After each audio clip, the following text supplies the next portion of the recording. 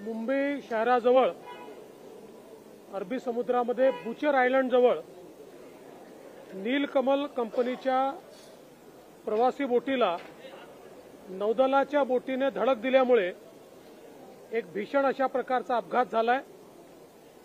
साधारणपणे 3:55 ही घटना घडली आहे।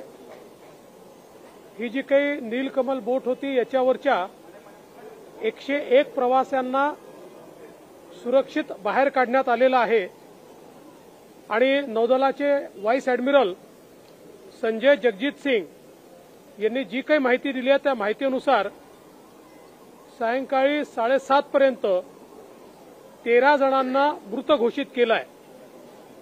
यामध्ये 3 नौदलाचे आहेत आणि 10 नागरिक आहेत ज्यांना मृत घोषित केलेलं आहे। 2 गंभीर जखमींना नौदल रुग्णालयामध्ये दाखल करण्यात आलेलं आहे आणि या संपूर्ण प्रसंगाचं गांभीर्य लक्षात घेता नौदल, कोस्ट गार्ड, मुंबई पोलीस यांनी तातडीनं बचाव कार्य हातात घेतलं। या बचाव कार्यामध्ये नौदलाचे 11 क्राफ्ट आणि 4 हेलिकॉप्टरची मदत घेण्यात आली। अद्यापही शोध कार्य सुरू आहे, त्यामुळे याची अंतिम माहिती उद्यापर्यंत आपल्या हातामध्ये येईल। सर्व शासनाच्या यंत्रणा याच्या कामी लागलेल्या आहेत।